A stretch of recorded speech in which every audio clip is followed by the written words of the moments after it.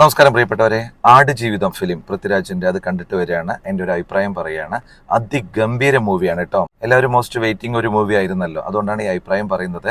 16 വർഷത്തോളമായിട്ടൊരു എഫർട്ടിലാണ് ഇത് ബ്ലെസ് ചെയ്തിരിക്കണം എന്നുള്ളതാണ് അറിയാൻ കഴിഞ്ഞിട്ടുള്ളത് ഇന്റർവ്യൂസിലൊക്കെ.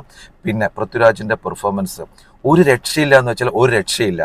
ഇത് അത്രയും ഫേമസ് നോവൽ ആയതുകൊണ്ട് തന്നെ ഈ കഥ ഒട്ടുമിക്ക പേർക്കും അറിയുന്നുണ്ട്. ഗൾഫിൽ ഒരു ജീവിതത്തിൽ ഒറ്റപ്പെട്ടു പോയ ഒരു വ്യക്തിയുടെ, എല്ലാവർക്കും അറിയാലോ, ഇത് കുറേയൊക്കെ നടന്ന കഥയുമാണ്. അതുകൊണ്ട് തന്നെ പ്രത്യേകിച്ച് മിറാക്കിൾ കാര്യങ്ങളൊന്നുമില്ല. ഒരു സർവൈവൽ സ്റ്റോറി അതിഗംഭീരമായിട്ടുണ്ടെന്ന് വെച്ചാൽ അതിഗംഭീരമായിട്ടുണ്ട്. എങ്ങനെ പറയാ, ആരും മിസ് ചെയ്യരുത് കേട്ടോ, അത്രയും നല്ല ഫിലിമാണ്. പിന്നെ AR റഹ്മാനാണ് ബാക്ക്ഗ്രൗണ്ട് സ്കോറും സോങ്സും ചെയ്തിരിക്കുന്നത്. സോങ്സ് പേഴ്സണലി അത്ര കേട്ടപ്പോൾ ഇഷ്ടമായിട്ടുണ്ടായിരുന്നില്ല, പക്ഷെ ഫിലിം കണ്ടപ്പോൾ സോങ്സും ഗംഭീരമായിട്ടുണ്ട്, ബാക്ക്ഗ്രൗണ്ട് സ്കോറും ഗംഭീരമായിട്ടുണ്ട്.